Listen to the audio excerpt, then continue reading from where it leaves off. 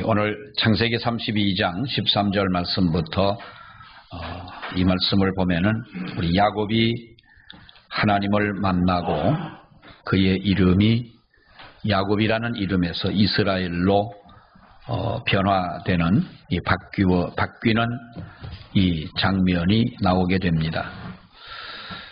야곱은 우리가 성경을 보면 그는 하나님을 몇 번 만나는 체험을 합니다.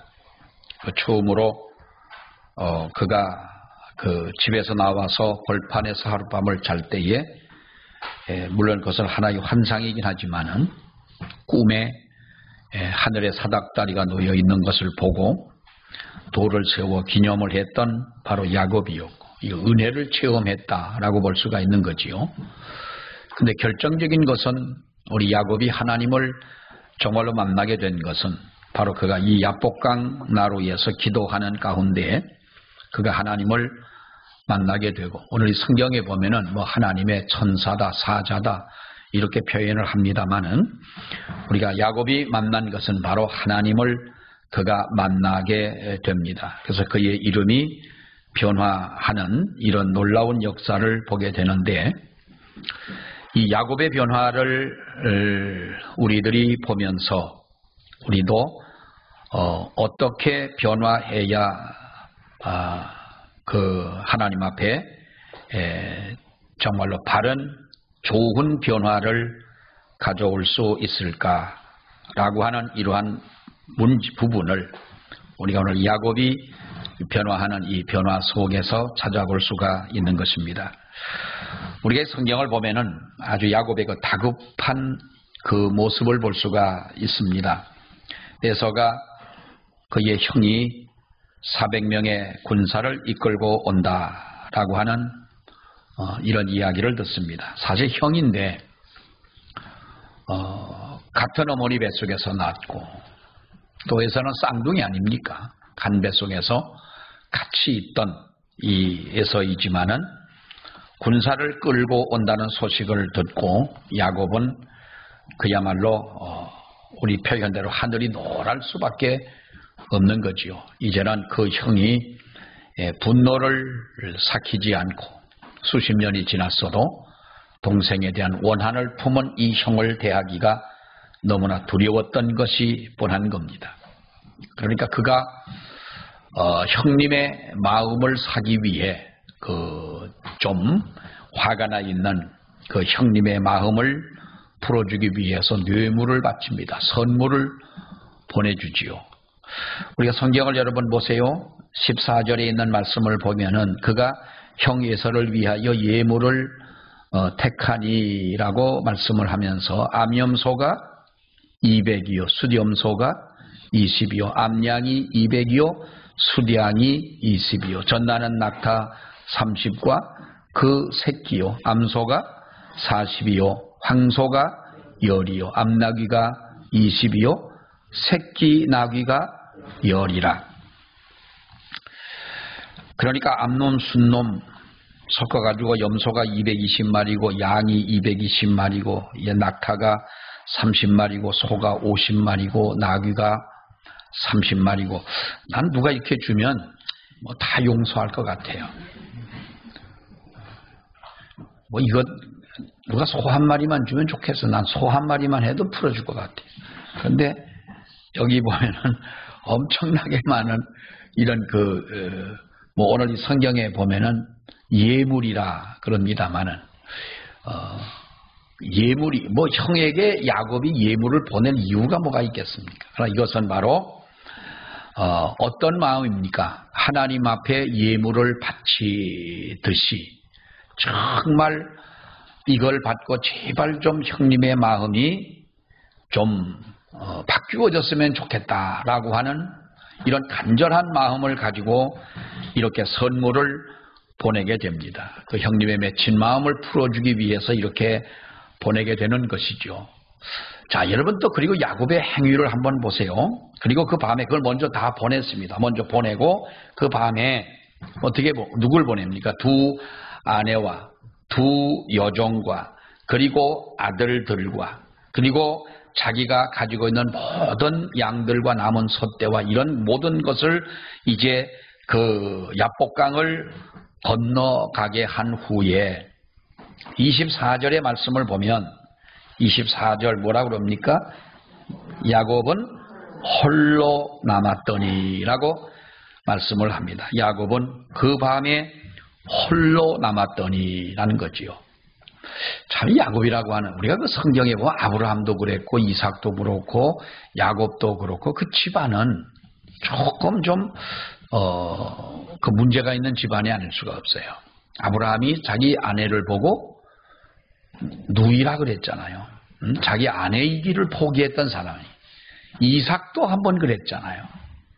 또 야곱도 죽으면 같이 죽고 살면 같이 살고 건너가려면 같이 건너가고 말라면 말아야지 어떻게 자기는 두려워서 건너가지 못하는 그 강을 아내와 자식과 양떼들을 먼저 보내고 자기 혼자만 남느냐.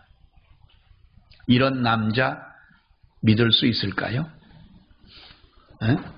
이런 남자와 여러분 결혼할 수 있을까요? 그래도 뭐 인간은 그렇지만 가진 게 많으니까 그 사람 나이도 많고 빨리 죽으면 뭐 유산이라도 받으니까 그래도 할만하다고 생각하는 분도 있을 수 있어요. 그러나 그것은 우리가 볼 때 야곱이 이렇게 다 보내놓고 홀로 남았더라. 참 가만히 생각을 해보면 물론 그런 부분은 그렇지만은 다 나누어 보내고 난 후에 그야말로 별이 총총히 떠있는 밤하늘을 보면서 그는 무엇을 생각했을까요? 인생이란 그야말로 빈손이로구나. 그거를 느끼지 않았겠어요? 아무리 자기가 많은 재산을 가지고 있다 할지라도 정말 지금까지 자기 인생이 달려온 그 모든 길들을 뒤돌아보면 야곱은 여기에서 사느냐 죽느냐 하는 그야말로 절박한 상황 아니겠습니까? 형님이 이것을 받을지 안 받을지도 모르는 것이고 이미 강 건너의 일 아닙니까? 그리고 형이 그 원한 맺힌 마음을 풀지 안 풀지도 모르는 문제고 아내와 종들과 이 아이들을 먼저 보낸 것은 물론 우리가 전쟁에도 보면은 여러분 아무리 싸우는 사람이라 할지라도 어떤 그 예의가 있고 범절이 있고 도가 있는 것 아니겠습니까? 그러니까 우선 안전하게 그들을 먼저 보내긴 했습니다마는 자기의 살아온 일생을 뒤돌아보면 자기는 무엇에 시달려 온 사람이에요. 야곱이 소유욕에 시달려 온 야곱의 삶이었음을 우리는 볼 수가 있지 않습니까? 어머니 뱃속에서 나올 때에 형의 발꿈치를 잡고 나왔다 그랬어요. 발꿈치를 잡혀주는 게 낫지 잡은 사람은 어차피 뒤에 선 사람 아니겠어요? 그러니까 형님의 발꿈치를 잡았지만 어쨌든 그는 먼저 태어나는 데는 실패한 사람 아닙니까? 자, 팥죽으로 에서의 장자권을 사기는 했지만은 그가 형으로서의 진정한 대접을 받은 사람이냐? 오히려 그 집에서 쫓겨나는 사람이 됐던 것이고 라반의 집에 가가지고 그가 가지고 있는 지혜와 명철함으로 또 하나님의 주시는 어떤 지혜라 할 수가 있겠습니다만은 그 지혜를 가지고 재산을 모으는 데는 성공을 했지만 자기가 모아 놓은 재물 때문에 어차피 외삼촌 라반과 그것으로 인하여 그는 바로 또한 몰래 도망을 할 수밖에 없는 이러한 입장이 됐던 것이고 어찌 보면은 빈손으로 나갔다가 돌아올 때는 엄청난 많은 재물을 가지고 아내와 자식들과 이렇게 종들을 데리고 금이환영하는 이러한 모습을 보여야 되지만은 형이라고 하는 그림자에 갇혀서 그는 바로 죽음의 위협을 느끼고 불안에 떨어야 하는 다 보내고 홀로 남아있는 야곱의 입장에서 그는 무엇을 생각했겠느냐라는 거예요.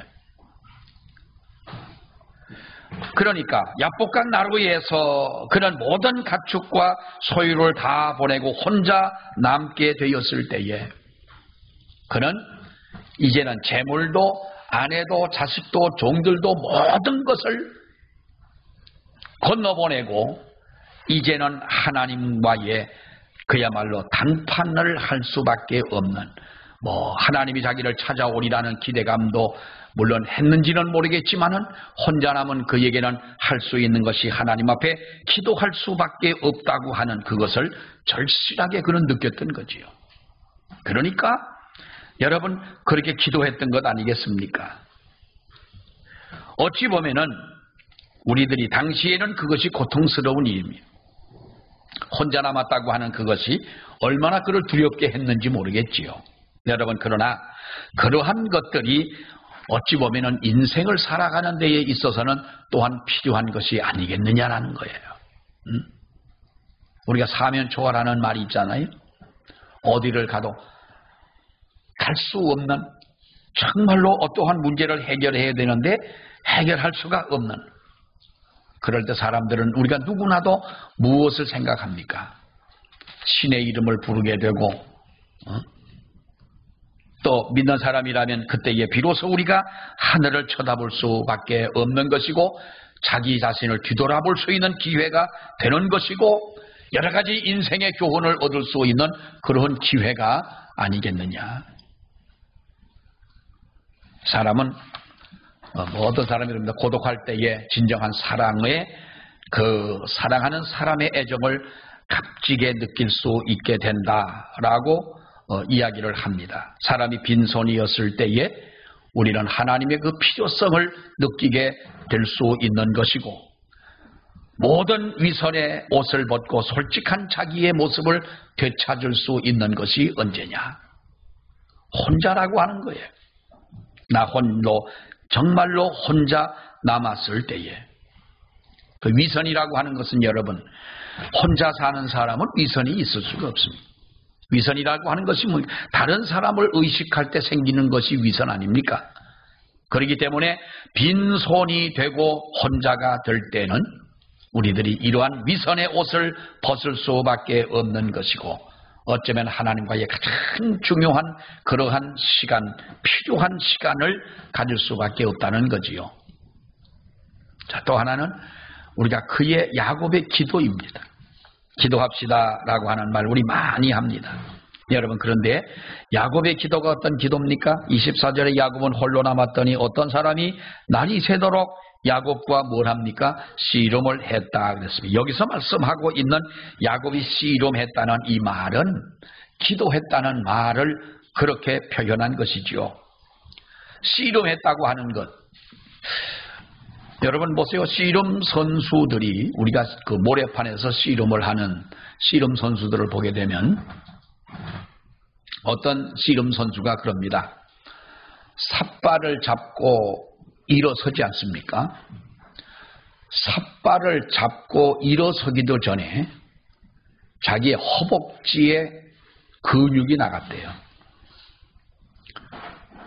아니 그건 뭐 씨름을 하는 과정이 그렇다면 모르지만은 그 삿발 잡는데 왜 허벅지 근육이 왜 나갑니까? 그러니까 얼마나 씨름할 때 여러분 보셨죠? 그 삿발 싸움을 한다고 해서 삿발을 조금이라도 더 잡으려고 등치는 이만한 사람들이 여러분 그 삿발을 잡을 때 얼마나 힘이 들어가겠어요? 무릎 꿇고 앉아있는 허벅지에 근육이 나가더라는 거예요. 그러니까 있는 힘을 다해서 좀 더 표현하자면 과한 표현을 하자면 생사를 건 씨름이라는 거예요. 야곱이 씨름했다고 하는 이 말은 그야말로 야곱이 어떤 마음을 가지고 어떻게 기도했느냐라고 하는 거예요. 우리가 하나님 앞에 기도하는 그것이 쉬운 일은 아닙니다. 강원도 태백 황지에 가면 예수원이라고 하는 기도원이 있습니다. 그 기도원 중앙에 뭐라고 써놨냐 하면 기도는 노동이다 그랬어요. 기도는 노동이다. 따라해 보세요. 기도는 노동이다. 기도가 왜 노동이요? 네? 여러분 보세요. 2시간, 1시간 기도하는 게 나을까요? 1시간 설교하는 게 나을까요? 나을까요라기보다 어느 것이 덜 힘들까요? 1시간 설교하는 거 힘들까요? 1시간 기도하는 게 힘들까요?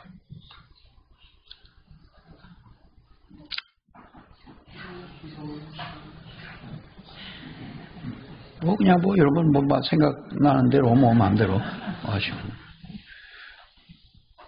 자, 뭐 어느 것 하나 뭐 어느 게 쉽냐 하기에 그렇겠습니다만은 정말로 우리가 하나님 앞에 기도라고 하는 것은 노동이다. 기도는 옛날 우리 그랬어요. 신학교를 간다니까 꼭 어떤 분이 그럽니다. 내가 한번 웃기는 사람 하나 만났는데요. 옛날 감남산 기도원이라는 기도원이 있습니다. 그 평창동에 서울에. 어쩌다가 거기를 갔는데 가게 된 이유가 이제 우리 어느 장로님이 소개를 해서 이제 녹음실 녹음실을 스튜디오를 하나 소개를 해주었어요. 그래서 이제 거기 가서 그분을 만나고 일주일 후에 그분을 만나기로 하고 거기서 이제 그분이 그래요. 날 보고 김전도사는 찬양을 잘하니까 내가 그런 말도 들을 때가 있었어요. 찬양을 잘하니까 녹음 테이프를 이제 녹음을 해가지고 이렇게 그때 테이프를 해가지고 아마 하면 좋을 것 같다.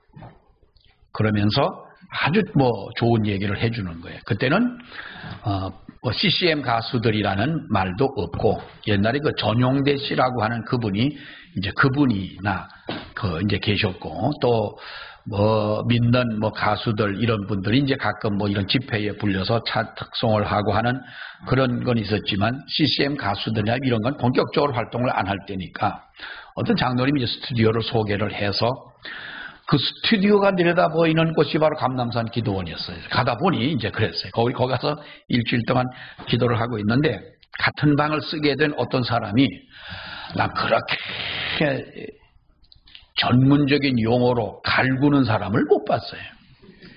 아니 그렇게 말하는 게 싸가지가 없는 거예요. 날 보고 전도사님? 그래서 예, 전도사님 신학교 다닌다고 그랬더니 요즘 신학교 다니는 것들 꼭 말을 해도 그러는 거예요.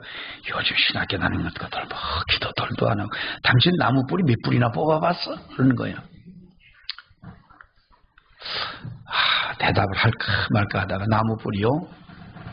뽑아보지 못했습니다. 근데 뭔 말하는 거 아니까 뭐 기도하면서 나무를 잡고 간절하게 기도해서 그 나무가 뿌리가 뽑힐 때까지 기도하라는 거 하잖아요. 옛날에 그런 말을 했어요. 그래서 또 한 번 그러는 거예요. 당신 고기 잡는 꿈 꿔봤어? 그러는 거예요. 고기는 잡아봤어도 꿈은 안 꿔봤는데 고기를 어디서 잡아봤냐? 나 소양댐에서 고기를 잡아봤다고. 뭘로 잡아요? 낚시로 잡았다고. 아니 그물로 고기 잡는 꿈을 꿔봤냐는 거예요. 안 꿔봤던가. 또 돌아앉아가지고 내가 들릴까 말까 할 정도인데 이러는 거예요. 아이고 요즘 것들 뭐 사명도 없이 뭐 신학을 한다고. 이 싸가지 없는 것이 이것이 등치도 나보다 내가 하도 그래가지고 그 사람은 뭔지도 모르겠어요. 그래서 내가 물어봤어요. 가만히 보니까 인상을 보니까 목사는 아니요. 또 가만히 말투를 보니까 신학하는 인간은 아닌 것 같아요. 그래서 내가 그래서 집사님이십니까? 그래서 그랬더니 집사라는 거예요. 아니 집사가 웬 전도사를 그렇게 갈구냐고 한 방에 있으면서 나 그 사람하고 있으려니까 시험 들어가지고 그야말로 기도하러 올라가가지고 일주일 있으면 그 스튜디오 가가지고 그 장로님 만나서 내가 오디션을 아무튼 오디션 못하고 이렇게 한번 노래도 한번 불러보고 만들지 안 만들지 그거는 나중에 얘기고 그런데 그런 마음을 가지고 기도하러 이제 2차 전차 올라갔는데 이렇게 갈구고 있는 거예요. 그래서 그 사람 보기 싫어가지고, 이제 그 사람 집회도 참석도 안 해요. 그래, 이제, 낮에도, 오후에도 집회가 있으니까, 집회가 앉아서 기도를 하다 보면, 그 양반이 이제 대법원의 서기관으로 있던, 이 오원욱 원장인데, 그분도 신학도 안 하고, 와가지고 이제 설교를 하는 거예요. 은혜 받았다고 하는 분인데, 거기에 그렇게 연예인들이 많이 그 당시에 이제 갔었어요. 최민수 어머니였던, 그분이 최민수 어머니가 누구예요?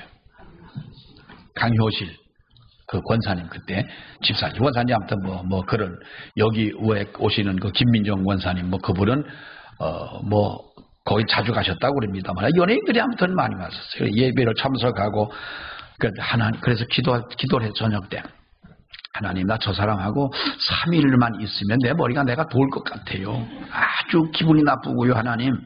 어쩌다가 근데 또 걱정은 저런 집사가 있는 교회 목사님 얼마나 신경 쓰이겠어. 이거 무슨 목사님 설교라고. 어떤 분은 가끔 우리 교회에 와서도 내 설교 듣고 그런 분이 있어요. 여러분들 누군지 몰라요. 목사님 설교 이겁니다. 근데 목사님 하면서 나중에는 짐 빠지는 소리가 꼭 한마디씩 하고 요거만 고치시면 좋겠다. 하나님, 나 저 사람하고 같이 있으려면 나 시험 들 것 같아요. 내가 가든지 내일이면 어디로 가든지 말아야지. 그런데 그리고 이제 방에를 떡 들어갔더니 가방에 짐을 싸고 있는 거예요. 하룻밤을 같이 잤어요. 그 다음날 오후인데 짐을 싸. 왜 그러시냐. 너무 기분이 좋아가지고. 그래도 이제 아쉬운 척 하면서, 아니, 집사님 왜 그러시냐 했더니, 갑자기 전화가 와가지고 내가 그때는 핸드폰도 없잖아요. 아무튼 그 기도원으로 전화가 와가지고 빨리 오라는 거예요. 아니, 집사님 기도하시다 말고 가시면 어떡하시냐 그랬더니, 나도 그러려고 그랬는데, 하고 이제 그 사람 갔어요. 얼마나 기분이 좋은지 몰라요. 근데 그때는 기도할 때에 우리가 그런 말을 해요. 정말로 노동처럼 나무 뿌리를 잡고 정말 우리가 여러 번 보십시오. 음악을 하는 사람들의 목이 틔워져야 되죠. 목이 틔워진다 그러죠. 득음을 한다 그러잖아요. 미녀나 이런 그 국악을 하는 사람들은 이 목이 터져야 피가 나올 정도가 피가 나도록 이렇게 연습을 해야 그 목소리가 나는 거예요. 자기 타고난 목소리도 있지만은 연습을 통해 가지고 여러분 우리의 성량이 커지기도 하고 좋아지기도 하잖아요. 우리는 우리가 가지고 있는 목소리에 대해서도요 10분의 1도 사용 못하고 인생은 여러분 죽습니다. 얼마나 여러분 아쉽습니까? 우리가 기도도 마찬가지라고 하는 거예요. 여러분, 기도는 뜨거워야 되고 기도는 간절해야 되는 것이고 마음을 쏟아붓는 기도가 돼야 하는 줄로 믿습니다. 습관적인 기도, 형식적인 기도를 가지고는요 하나님의 마음을 돌이킬 수가 없다는 겁니다. 우리가 뜨겁게 기도한다고 소리만 지르는 것이 뜨거운 기도는 아닌 것입니다. 얼마나 마음의 간절함을 가지고 하나님 앞에 이 야곱이 기도를 했겠느냐.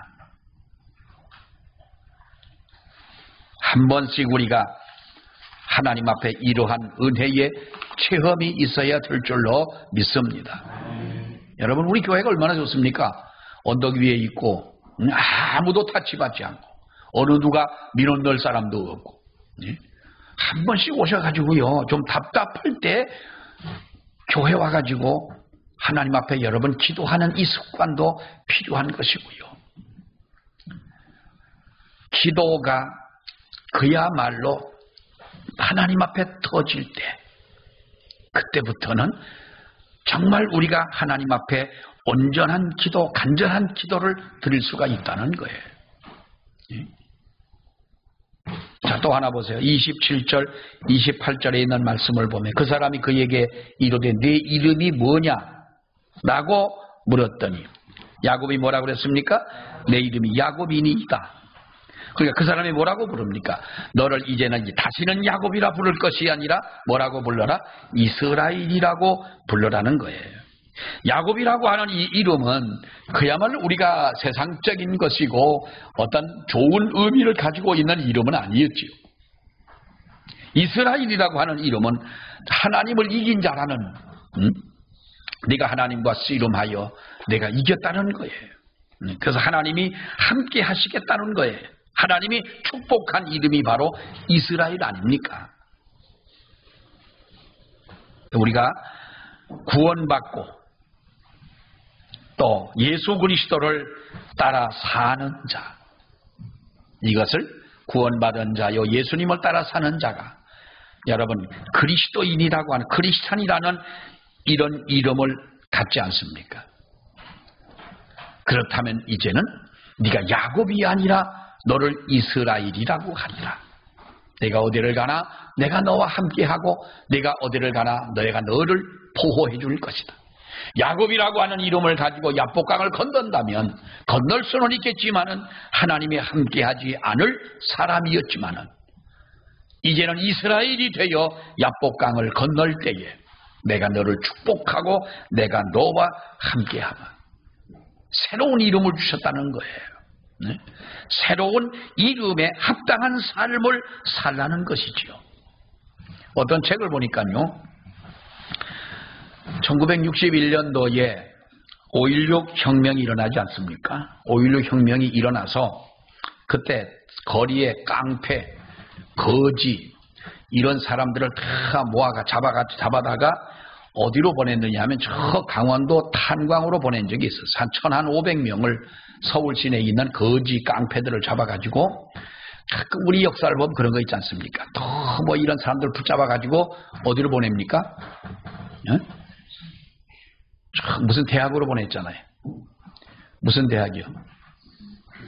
삼청교육대학으로 보냈어요.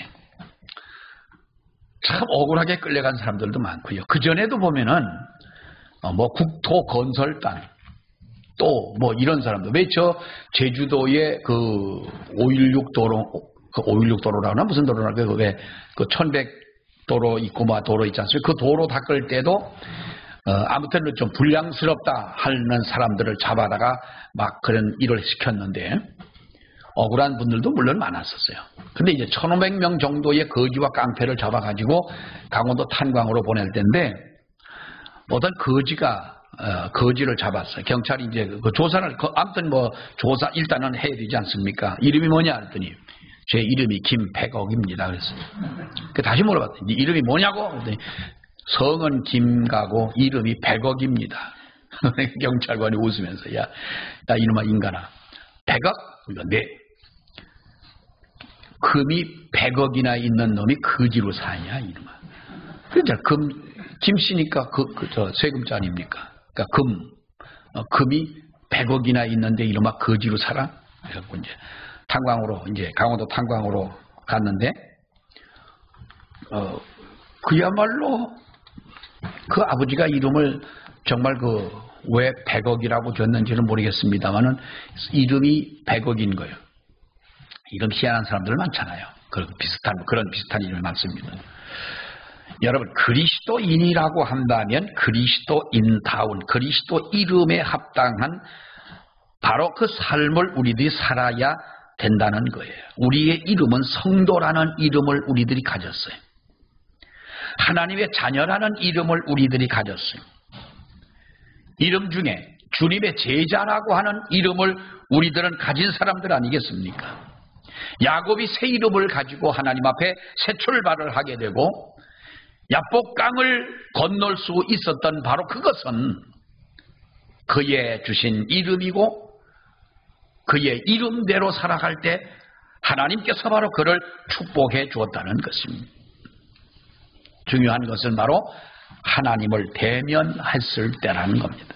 여러분, 30절 말씀을 보면은요, 야곱이 30절 시작. 그러므로 야곱이 그곳 이름을 분이엘이라 하였으니 그가 이르기를 내가 하나님과 대면하여 보았으나 내 생명이 보존되었다 함이니라 그랬어요. 자, 하나님을 배웠는데 죽지 않고 살아났다. 이사야가 그랬지 않습니까? 내가 하나님 앞에 입술이 부정한 사람으로 하나님 앞에 만났으니 내가 죽을 수밖에 없는 자라는 거지요. 자, 여기서 그래서 야곱은 그곳 이름을 분이엘이라 하였다. 하나님과 대면에 모아서나 내 생명이 보존됐다. 그 말이에요. 결국 야곱이 변화된 가장 중요한 이유는 뭐냐? 하나님을 만났기 때문이다 라고 하는. 아무리 부족한 사람이라 해도요, 하나님을 만나는 사람은 변화되는 줄 믿습니다. 중요한 것은 하나님을 만나는 것이고 말씀을 통하여 우리가 하나님의 음성을 듣는 것입니다. 우리는 여러 가지 방법을 통해서 하나님을 만난 사람들입니다.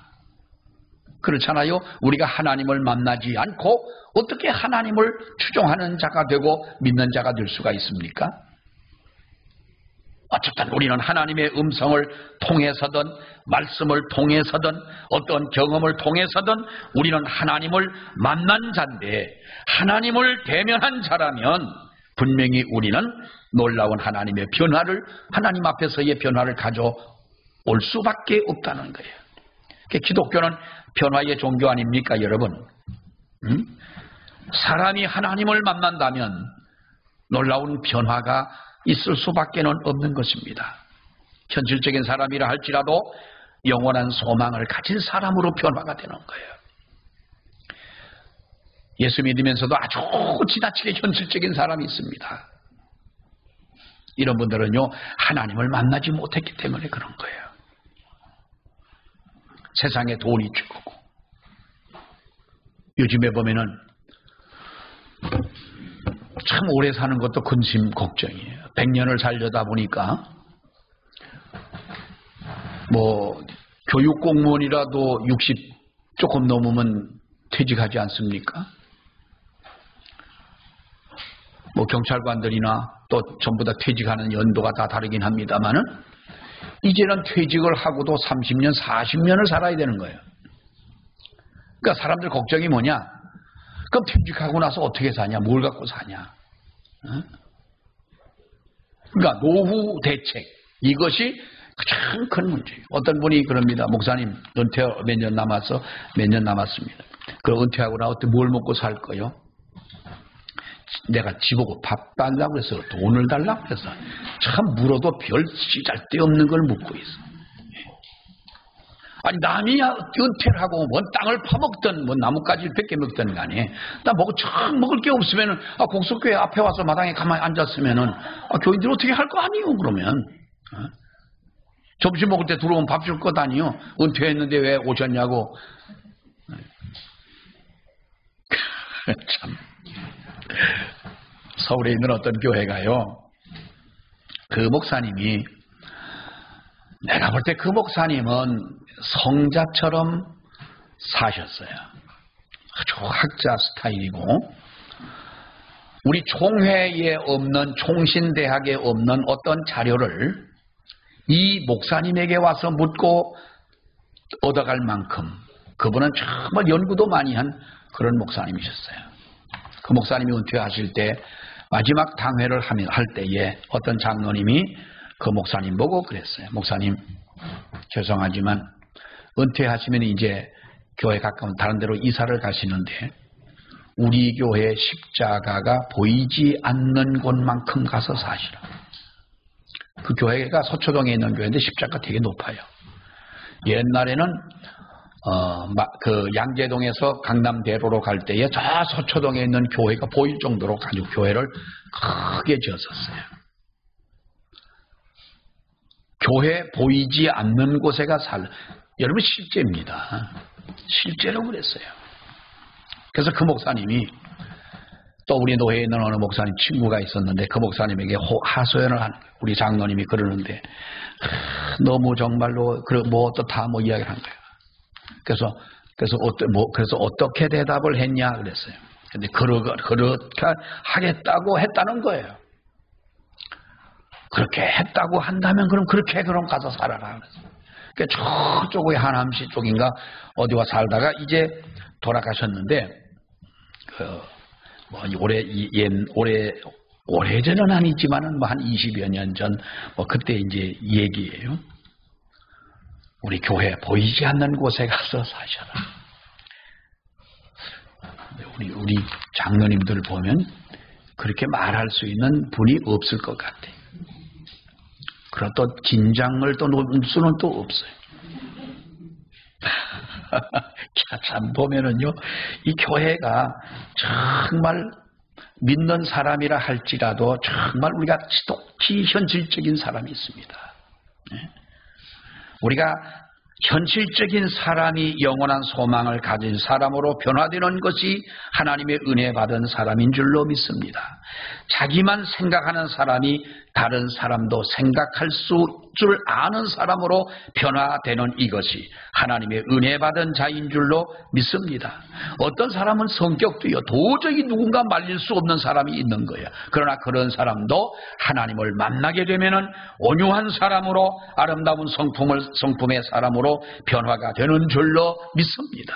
하나님을 만나게 되었을 때에 병든 사람이 건강하게 되는 것이고요, 여러분, 우리가 보세요. 많이 배웠다고 지혜로운 사람이 아닙니다. 무식한 사람이라 할지라도 하나님을 만나게 된다면 우리가 지혜로운 사람이 되는 줄로 믿습니다. 베드로를 보세요, 여러분. 고기를 잡던 베드로가 하나님 나라의 천국의 열쇠를 가진 자가 되었고, 불같은 성격을 가졌기 때문에 그 성경에 보면 우레의 아들이라고 하는 별명을 가졌던 우리 사도 요한과 야고보가 여러분 사랑의 사도로 변화가 된 것은 왜입니까? 그 이유가 뭡니까? 하나님을 인격적으로 만났기 때문에 그렇게 된 줄로 믿습니다. 우리에게 변화가 있어야 되는 것입니다. 우리들에게 진정한 변화가 있어야 됩니다. 그것은 여러분, 우리가 하나님을 만날 때에 그렇게 되는 줄로 믿습니다. 하나님께서 우리를 만나 주실 때, 하나님이 우리에게 말씀하실 때, 말씀을 들려주고 하나님이 우리가 하나님의 나라의 그 영광을 보여주며 하나님께서 우리의 마음에 감화와 감동을 주시고 어떠한 말씀이로든 우리를 깨닫게 하실 때 우리는 그 은혜를 놓쳐서는 안 되는 줄로 믿습니다. 우리들이 변화해야 됩니다. 아름다운 변화를 우리들이 꿈꾸고 그리고 좋은 변화를 가져오는 우리의 삶이 되어지기를 주의 이름으로 축원합니다. 기도하겠습니다. 하나님 은혜를 감사합니다. 야복강나루에 홀로 남았던 야곱이 이제는 세상에 그 누구도 바라볼 수 없고 누구도 의지할 수 없는 그런 상황이었기에 하나님만 바라보며 하나님만 의지하며 그가 진실로 하나님 앞에 엎드려 아버지여 기도할 때에 그를 만나주시고 그를 변화시켜 주시고 그에게 또한 그가 변화되니 변화되는 모든 환경을 그에게 만들어 주셔서 두려웠던 모든 문제가 해결되는 축복을 받게 된 것을 저희들이 보았습니다. 아버지 하나님, 우리들도 주님 앞에 변화하는 우리 모두가 되게 하여 주옵소서. 우리를 변화시켜 주시옵소서. 진정 하나님의 거룩한 은혜로 우리 자신들이 변화되어 우리의 가정과 교회와 우리가 살아가는 모든 환경까지도 변화되는 놀라운 축복이 있게 해 주시옵소서. 예수님 이름으로 기도하옵나이다. 아멘.